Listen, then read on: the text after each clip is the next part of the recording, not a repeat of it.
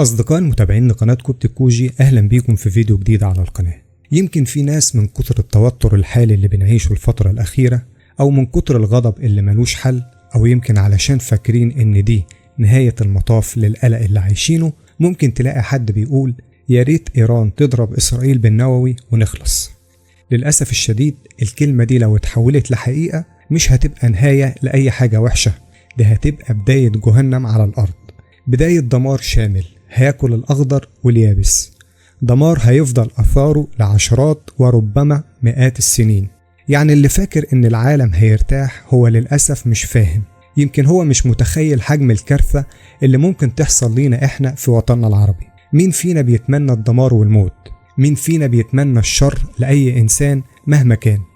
ربنا من محبته للإنسان خلقه على صورته ومثاله، وأوصاه تحب قريبك اللي هو الإنسان كنفسك، يعني نحب بعض وعلشان نزرع سلام، مش علشان ندمر ونهلك. اللي بيتمنى حاجة زي كده كأنه بيتمنى خراب المنطقة كلها على أهلها، خرابنا إحنا في الشرق الأوسط على أهلنا، على أولادنا، على أحفادنا، وعلى كل اللي جاي. لازم كل واحد فينا يفهم بعقله وقلبه إن فكرة إن السلاح النووي ممكن يكون حل لأي مشكلة دي فكرة مش خطيرة بس، دي فكرة مدمرة ومبنية على جهل عظيم وعواقب لا يمكن تحملها. لأن السلاح النووي لما بينفجر مش بيفرق بين عدو وصديق، ولا بيفرق بين إسرائيلي أو فلسطيني أو مصري أو سوري أو أردني أو لبناني. أثاره بتطول كل اللي حواليه وبتدمر أجيال جاية ومستقبل شعوب بالكامل. اللي بيتمناه ده كأنه بيتمنى خراب المنطقة كلها، خرابنا إحنا وبيوتنا وولادنا، وتدمير كل بصيص أمل في المستقبل. التعاليم الإلهية بتدعو للمحبة والسلام، طوبى لصانع السلام فإنهم أبناء الله يدعون. السلاح النووي هو ضد كل وصايا الله، ضد كل إنسانية وضد كل محبة. وعلشان كده تعالوا نفهم مع بعض وبكلام علمي واضح ومفصل إيه اللي هيحصل بالتحديد لو السيناريو الكابوس ده حصل لا قدر الله. لو حصل هجوم نووي على إسرائيل، الدمار في قلب المنطقة المستهدفة هيكون فوق الخيال.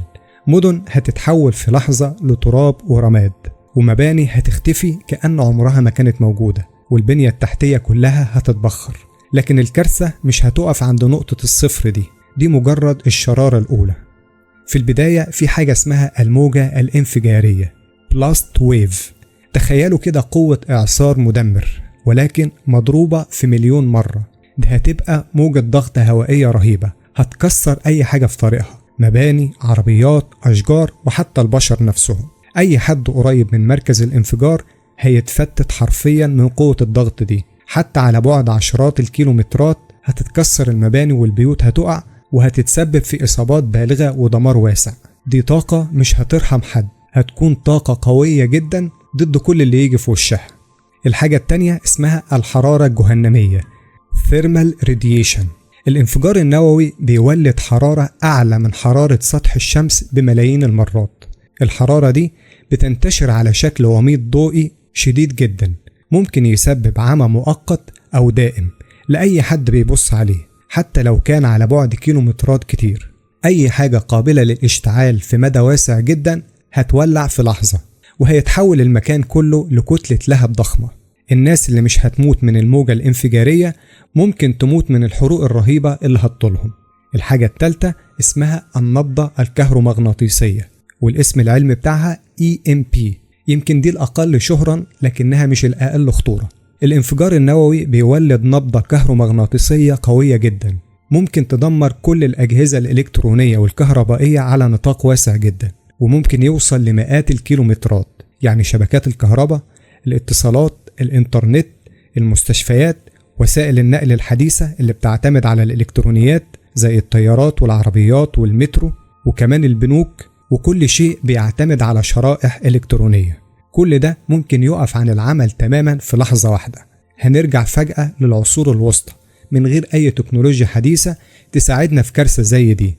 العالم كله هيقع في ضلمة وخراب. أما لما نيجي نبص على الكارثة الإشعاعية والخراب اللي هيحصل في الشرق الأوسط، وده بقى مربط الفرس، ده الخطر الحقيقي اللي هيطولنا إحنا في الشرق الأوسط بشكل مباشر، هيدمر مستقبلنا ومستقبل ولادنا. أرضنا اللي مش عليها الآباء والأنبياء والقديسين، الأرض المباركة دي هتخرب وهتتلوث وهتتدمر، وده للأسباب اللي جاية. 1. الإشعاع سم مميت منتشر في كل مكان. القنبلة النووية لما بتنفجر مش بس بتدمر مكانها، دي بتطلع كمية مهولة من المواد المشعة والغبار الذري. الإشعاع ده مش بيروح كده وخلاص، ده بيطلع في الجو مع سحابة الانفجار الضخمة اللي شكلها عامل زي عيش الغراب، وبيتحرك مع الرياح لمسافات توصل لمئات وربما آلاف الكيلومترات، وبينتشر عن طريق ذرات صغيرة جدا من التربة والمباني اللي اتفجرت، بتتحول لمواد مشعة وتتصاعد مع سحابة الانفجار. لما السحابة دي بتبرد، الذرات المشعة دي بتنزل على الأرض تاني على شكل غبار إشعاعي. ده ممكن ينزل زي المطر الأسود اللي بيحرق الجلد، أو حبيبات رمل، أو حتى ذرات غير مرئية لكنها مميتة. المشكلة الكبيرة هنا هي إن الرياح اللي بتحدد مسار الهاطل ده، تخيلوا السم المميت ده بيجري في الهواء ومحدش قادر يوقفه. أما لو الرياح غربية أو شمالية غربية، وده وارد جدا في أوقات كتير من السنة، يبقى فلسطين، الأردن، لبنان، سوريا ومصر هيكونوا في عين العاصفة الإشعاعية. تخيل الغبار الإشعاعي ده نازل على القاهرة أو عمان أو دمشق أو بيروت أو غزة، إيه اللي هيحصل؟ بالنسبة للتأثيرات المباشرة على البلاد، فأول حاجة فلسطين، بما إنها محاذية وملاصقة لإسرائيل، هتبقى أول المتضررين بشكل مباشر. الإشعاع الكثيف هيطول كل شبر فيها، والمدن والمخيمات اللي مليانة بالناس هتتحول لمناطق غير صالحة للحياة. الموارد المائية اللي هي شحيحة أصلا هتتلوث تماما. الأراضي المقدسة هتتحول لأرض خراب. أما بالنسبة للأردن اللي هي مباشرة على الحدود، هتستقبل كميات كبيرة جدا من الإشعاع، وكمان موجات لجوء ضخمة من فلسطين وحتى من داخل إسرائيل نفسها هتوصل ليها، مع تلوث للمياه والتربة وانهيار كامل في القطاع الصحي. يعني هيعانوا عذاب ما بعده عذاب. أما بالنسبة للبنان وسوريا، ودول دولتين على التماس مباشرة، هيتعرضوا لكميات كبيرة من الهاطل النووي، خاصة المناطق الجنوبية في لبنان والجنوبية الغربية في سوريا. هتتلوث الأراضي الزراعية والمياه، وقطاعات الصحة والبنية التحتية هتنهار. أما بالنسبة لمصر، فربما لأن مساحتها الكبيرة ممكن تحمي جزء منها، لكن الشمال والساحل خاصة لو الرياح جاية ناحيتنا هي اللي هتستقبل كميات إشعاع خطيرة. في الطبيعة قناة السويس هتتأثر، وده هيعطل حركة التجارة العالمية. الأهم من ده إن هيكون في موجات لجوء مهولة من فلسطين والأردن ممكن توصل لمصر، وده هيعمل ضغط غير مسبوق على الموارد المحدودة أصلا. يعني بلدنا العظيمة دي هتتعرض لخطر كبير. أما لما نبص على العراق، لو الرياح كانت مناسبة ممكن يوصل لها هاطل نووي لمسافات بعيدة ويأثر على العراق، خاصة المناطق الغربية، وده هيزود المشاكل اللي بيعانوا منها أصلا، وهيدمر أي محاولات للاستقرار. يعني أرض الرافدين مهد الحضارات ممكن تتحول لرماد. أما لما نبص على دول الخليج، رغم أنها أبعد نسبيا، لكن الرياح العكسية ممكن تحمل الإشعاع ليهم. التأثير الأكبر هيكون اقتصاديا بسبب انهيار المنطقة ومعاناة سوق الطاقة العالمي. ولما نبص على صحة الإنسان، مش هيكون لها إلا طريق واحد فقط، وهو موت بطيء وآلام لا تنتهي. التسمم الإشعاعي الحاد، وباسمه العلمي Acute Radiation Sickness. فهنلاقي أي حد بيتعرض لجرعة إشعاع عالية هيعاني من غثيان وقيء وإسهال شديد، تساقط شعر كامل، نزيف داخلي ما بيوقفش، وحمى وإرهاق. يعني الجهاز الهضمي والمناعي هيتدمروا تدمير كامل، والوفاة هتبقى حتمية في معظم الحالات، وده هيكون في خلال أيام أو أسابيع، مع آلام وعذاب لا يطاق. المستشفيات هتكون اتدمرت أو غير صالحة للعمل، ومفيش حد هيقدر يقدم أي مساعدة، وده عذاب ما ينفعش نتمناه لحد حتى لو كان عدو. وبالنسبة للأمراض المزمنة، فهيكون سرطان لكل الأعمار.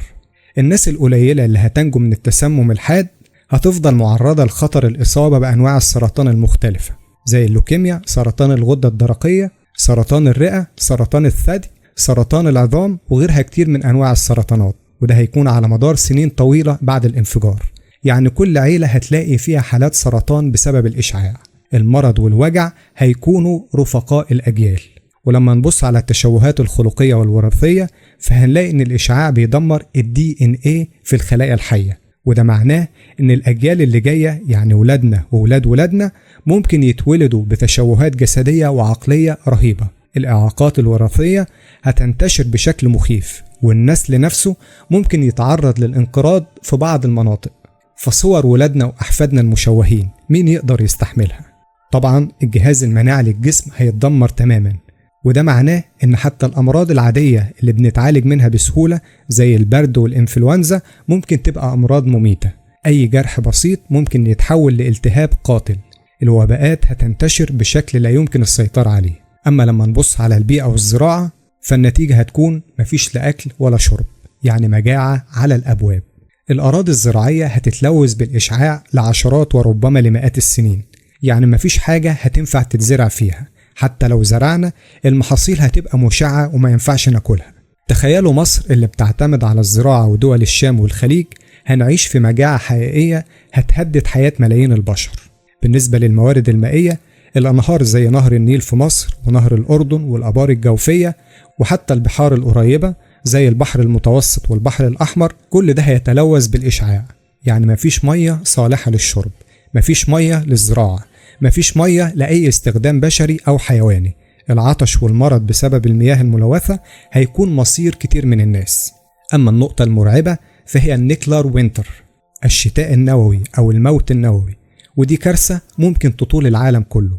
كمية الغبار والسخام اللي هتطلع من الجو من الانفجارات والحرائق المهولة ممكن تحجب أشعة الشمس لأسابيع أو شهور، وتسبب انخفاض حاد في درجات الحرارة على مستوى الكوكب. ده هيدمر المحاصيل الزراعية في العالم كله، مش بس المنطقة، وهيسبب مجاعة عالمية غير مسبوقة. يعني مش بس احنا اللي مش هنلاقي ناكل، العالم كله ممكن يعاني من نقص حاد في الغذاء. نور الشمس اللي بيدينا حياة ممكن يختفي. كمان انهيار الأنظمة البيئية، الإشعاع هيدمر سلاسل الغذاء الطبيعية، يموت الحيوانات، يدمر النباتات، ويغير المناخ بشكل لا يمكن إصلاحه. هنفقد أنواع كتيرة من الكائنات الحية، وهيختل التوازن البيئي بشكل كامل، وده هيسبب إعاقة أي محاولة للتعافي على المدى الطويل. يعني كل الخليقة على سطح الأرض هتتأثر. لو فعلا النووي اتضرب، المنطقة كلها هتنهار اقتصاديا انهيار تام، وهنلاقي نفسنا رجعنا قرون لورا في فقر ملهوش نهاية. مين ممكن يفكر يستثمر أي جنيه في مكان كله إشعاع وخراب؟ السياحة هتختفي تماما، وده معناه ملايين الوظائف هتضيع، ومصادر دخل رئيسية لدول زي مصر والأردن ولبنان هتتبخر.